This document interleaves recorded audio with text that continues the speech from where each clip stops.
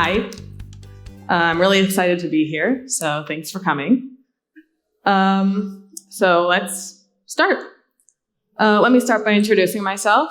I'm Yarden. I'm a software engineer at Rookout.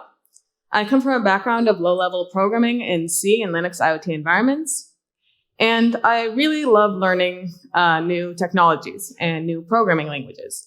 And I'm really lucky because in my job, I get to write in Java and Go and Ruby, and even occasionally C# and Python, JavaScript, C++, a lot of languages.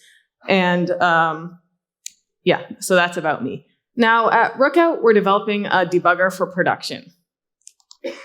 Now, a debugger for production is quite different than a standard debugger. In a standard debugger, you place a breakpoint and your code stops to give you all the data that you need to understand what's going on. So we wanted to allow the same thing, but without stopping your code.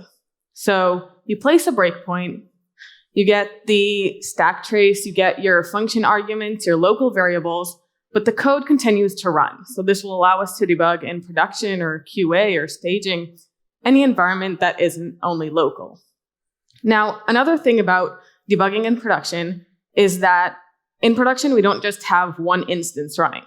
We usually have more than one instance and more than one service. So we need to debug multiple instances using the same front end or the same CLI, depending how we debug. Now, the first thing we did when we went to tackle this task of creating a Java debugger for production was to see how an existing debugger works. So we looked into the Java debugger. Now, this is how the Java debugger is run. On one hand, we have our JVM running our actual app. And on the other hand, we have the debugger CLI. And these are completely separate processes that just communicate with one another. So in the debugger CLI, you'll say, put a breakpoint on line 10, and then it'll send that to the JVM, and the JVM will put the breakpoint on line 10.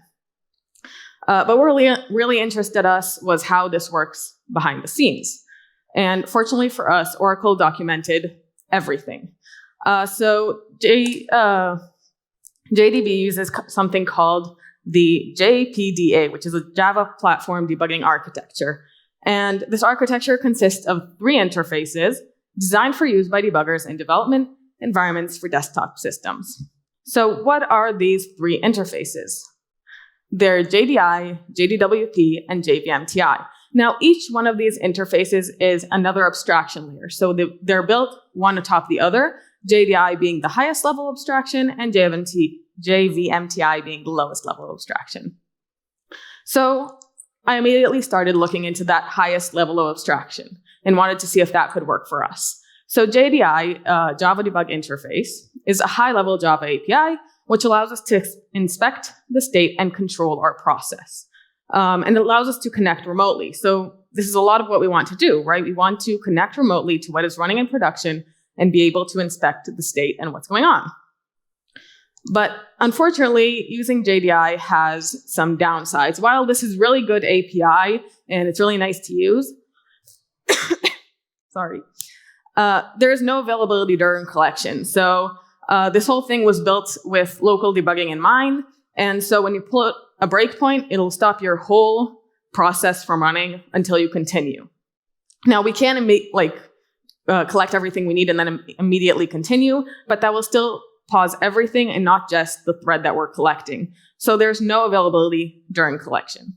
We also have zero control or visibility because we ask the JVM to place a breakpoint. So we're not placing the breakpoint ourselves. And what happens if we suddenly get disconnected from the JVM? Will it just be paused forever? Did we just ruin production? So we don't have control, we don't have visibility, and it's really easy to make mistakes. The kind of mistakes that will cause your process to crash or to hang.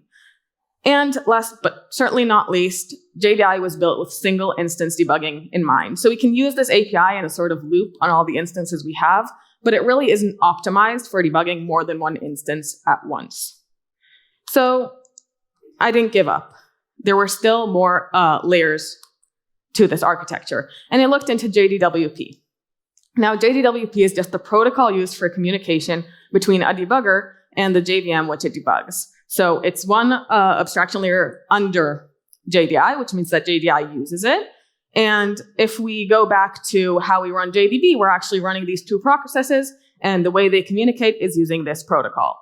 So basically what that means is using JDWP is very similar to using just JDI, except that we have to actually implement the network protocol. And so that just adds to the downsides and not, it doesn't give us any advantage. So using JDWP, again, there's no availability, zero control or visibility. It's easy to make mistakes. We're still talking about single instance debugging. And to add to all of that, we need to manage the multiple clients and connect to multiple servers ourselves. Still, one last interface that might be relevant, which is JVMTI, Java Virtual Machine Tool Interface. And this is a native programming interface, so it's written in C. And to interact with it, you need to write code in C. It interacts directly with the JVM, so it doesn't go through a protocol and it's not remote. It's inside the JVM. And once again, it allows us to inspect and control our process. Now, this is how you can get a stack trace with JVMTI. Let me save you the time. That's a lot of code. The same thing using just plain Java is this. So that kind of got me thinking that using JVMTI is incredibly complex. We're also exposing ourselves to native vulnerabilities since we're writing in C. The code isn't portable, so let's say a big corporation decides to move all its computers from Intel to ARM, then we need to change our code from Intel to ARM. And last but not least, bugs are catastrophic. Not only do we have access to the process's memory, but we also have access to the JVM's memory, which means that making a mistake could cause the whole JVM to crash and not just our singular process. So JVMTI can get the job done. Its interface is good and it runs in process and allows us to control, but I was looking for something newer and maybe simpler, something that will allow me to have full control over what is happening and allow me to run in process, not connect remotely. And if all my dreams come true, maybe this thing can be unbreakable. So it can't break the JVM and it can't break the process. Luckily enough, Java 6 introduced a concept called Java agents, which is an alternative to using JVMTI, JDWP, and JDI directly. Now, Java agents use the Java.IL instrument API to modify the JVM in ways no other API allows us to do. Now, this API is only accessible through an object given to the Java agent, so if you're not a Java agent, you can't use this API.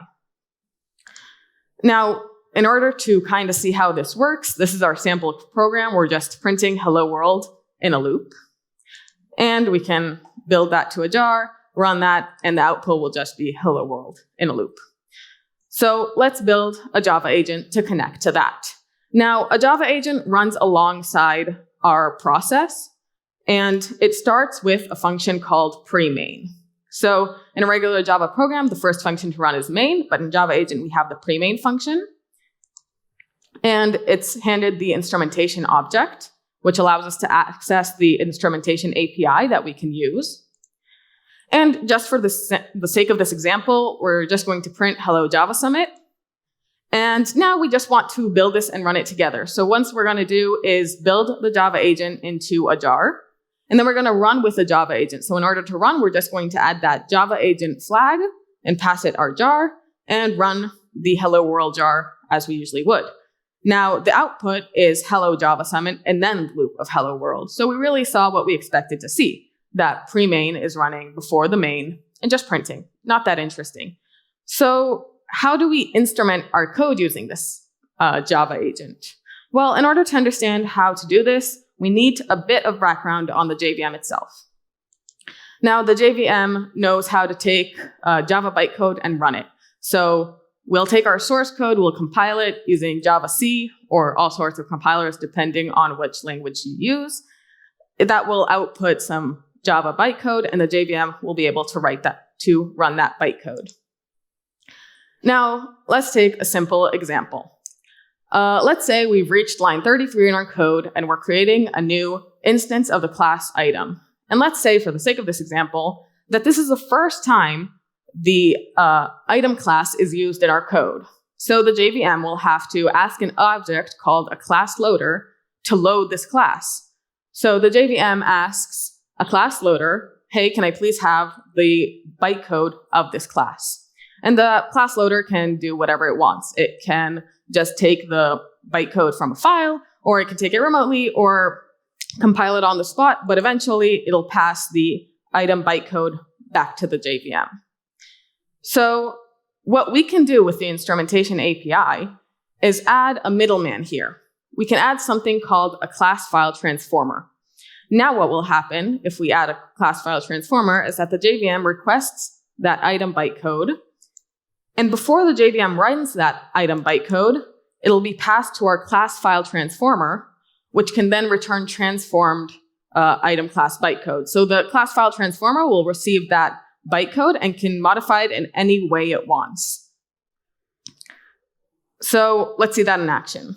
First of all, we'll use the instrumentation object, and it has one very important function, which is the add transformer function, which will allow us to add a class file transformer to our running JVM. Now let's create our class file transformer. So we'll implement the class file transformer interface. It has one function, which is the transform function, and this function accepts a byte array of the bytecode that we're loading, and it'll return the transformed byte array. Now, I don't know about you guys, but I don't really know how to read a byte array and understand what instructions are there and how to use that directly. And fortunately for me, there are a lot of open source bytecode manipulation tools that we can use to help us. There's ASM, there's JavaSysst, ByteBuddy, ByteMen, BCL. We use ASM. It allows us for a real fine level of granularity when it comes to what we're doing with the code. But if you're just starting out, JavaSysst is a really good tool that is more high level than ASM. So it's kind of easier to use. So as I said, we're going to use ASM, and ASM takes that instruction byte array and turns it into objects. Now, these objects are all based on abstract instruction node, and there's jump instruction node to represent a jump, method instruction node to represent a method call, var instruction node to represent a variable, load, or store, and I can go on, but you get the point. And for each method or for each class, we can just create a list of these instructions, which is much easier to use than just an array of bytes. So we can create a function called add_print_call, and I could have shown you the ASM code here, but I promise you it's not that interesting. You can find it online, and I kind of just decided to show you what I would do. So we can create a function called add_print_call, and what we want this function to do is add a call to system_out_println at the start of a method or a class. So what we'll do is add a call to system_out_println. This can be used by creating a method instruction node and just adding it to that instruction list, and we'll return the transformed bytecode. So this function exists, and now in our transform method on our class file transformer, we can add a call to this function, which will transform the bytecode in the way that we want. Now, one important thing to note is that every single class that is loaded that isn't dependent on this class file transformer will be passed through that transform function. So we need to make sure that we're only filtering and only transforming the classes we actually want to transform. So in this case, we receive the class name as a string, as a parameter, and we can just make sure that it contains hello world. And so only that class will be changed. And every other class we can return null, we can return the original class file buffer, just so that we don't change it. Now, let's kind of put this all together. We'll change our pre-main function, and we won't print hello JavaSummit, because that's not really what we're here for. We're just going to create an instance of our transformer and add that transformer using the instrumentation object. And now, when we run our hello world jar with our new Java agent, what will happen is that, first of all, it will print transformed, and then it will print hello world, hello world, hello world, hello world. So because we added it at the start of our function, and that's before the loop, that's before everything, we just added a call to print. And it happened. So you don't look as shocked as you should, because this is amazing, okay? At runtime, just by adding this small little Java agent flag, we were able to change what our code is doing. If I wanted to remove these hello world prints, I could. If I wanted to print something else entirely, I could. If I wanted to make a call to a DB or print a log line, I could do anything I wanted to. So what I want to do is add a non-breaking breakpoint. I want to collect everything that's happening. I want the function arguments, and I want the local variables, and I want everything. And I'm getting ahead of myself because I didn't really know how to do this yet. I knew how to add a print call, but how do I collect variables? Now, something that was kind of bothering me is the JVM execution engine. Now, the JVM execution engine is made up of an interpreter and two compilers, C1 and C2. And after a class has been loaded, so its bytecode exists, and JVM wants to run that bytecode, it'll first be interpreted. So the bytecode will be interpreted bytecode by bytecode, and this is a little slow execution-wise, but there's no overhead. We don't need to prepare anything to run this. But after a few times that this code has been run, and if the JVM sees that this is kind of an interesting spot, that this code is being run a few times, it'll be picked up by the C1 compiler. And so the C1 compiler will take that code and compile it. So it'll optimize it a little, and this does have some overhead since we do need to go through the compilation, which isn't nothing. But the end result is code that is faster and more efficient. And this faster and more efficient code will be stored in the code cache. Now, let's say this code is also, again, run a lot of times after it's been compiled by the C1 compiler. Then what will happen is that the C2 compiler will pick it up. And the C2 compiler is a more aggressive compiler. So the C2 compiler will take that bytecode and compile it with even more optimizations. And this will take a little bit longer, but the end result will be even more efficient. And once again, this code is stored in the code cache. Now, if code in the code cache becomes invalid, and this can happen for a multitude of reasons, and they're all legit, but this can happen, then the code will need to be de-optimized and return to the interpreter, to the start of the loop. And so, after I've told you all that, the thing that was bugging me is that in this optimization and compilation process, a few variables can get lost. The JVM can decide this variable isn't important to me. I don't need to use it. I can just omit it entirely. And I want, as a debugger, to be able to collect everything. I want to show everything. So what I wanted to do is somehow tell the compiler, hey, I really need this variable about every one of my variables. I really need all my function arguments. Please don't optimize out anything. So our solution to this problem, and the way we thought to collect our variables, was this. So here we have a pretty simple function called breakpoint, and it'll be called when our function reaches a breakpoint. And the important thing to notice here is that this function accepts a list of objects, and this list of objects will be all our locals. So ASM can tell me, hey, these are the locals that exist in your current function or on the current line. And I can pass all of those locals to my breakpoint function and insert a call to this function. And so once I do that, the compiler will know not to optimize these locals out because they're being used by our breakpoint. And just because I didn't have enough place in the slide to write a whole debugger, we're just going to print out that the breakpoint was hit and all our locals. And now we're going to write the function like we had add print call. We're going to write the function that will add a breakpoint to a certain class file buffer on a certain line. So the first thing we need to do is find where to insert the breakpoint call. And this is actually much easier than it sounds, because you're saying, hey, there's a ton of bytecode, and not every line in my code is just one instruction, right? That would be an easy mapping, but that's not how it works. One call to print could actually be 5 different instructions. Fortunately for us, Java bytecode has a line number instruction. And so for each line number in your code, it'll say, hey, this is the current line number, and this is the current line number. And I'm pretty sure they added that only for us. So that's really nice of them. And that'll help us know where to place a breakpoint. Now, the next thing we need to do after we find where to place the breakpoint is to push local variables onto the stack.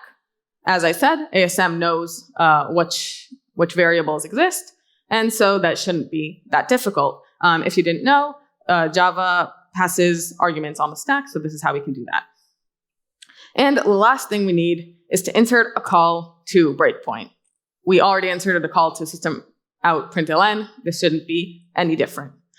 And we'll return the transformed bytecode.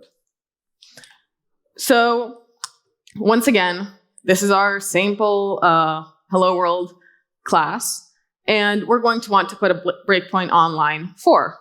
Okay, so each time this loop is iterated over, we'll print out that breakpoint. So just like before, instead of adding a print call, we're going to add a breakpoint in our transform method.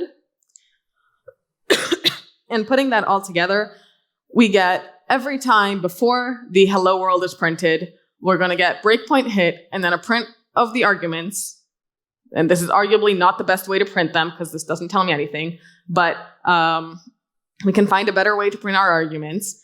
And that's it. Basically, what we've created here is a production grade debugger. We can debug while the code is still running. The code didn't stop between that breakpoint hit in the hello world. It just continued to run. And I kind of hope you're thinking to yourself, but what if the class has already been loaded? What if, like, up until now, we kind of assumed that hello world wasn't loaded, and then the first time it was loaded, we would transform it. And the Java people think of everything. So they thought of 2 methods. One is redefine classes, and the other is retransform classes. And the difference is that for retransform, we can do a few transformations if that's allowed. And it doesn't really matter. The point being, we can, at any given point in time, decide, hey, it's time to transform the class again. It's time to ask for the bytecode again. And it's time for me to change it again. So if we put that all together, we can transform on demand. We can request when we want the transformation to happen.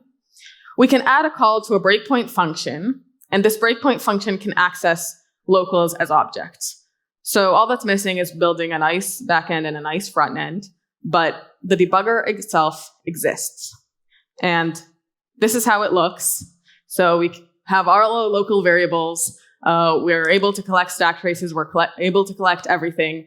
And this is really how our debugger works. So if you guys were wondering, that's how it works. Thank you so much.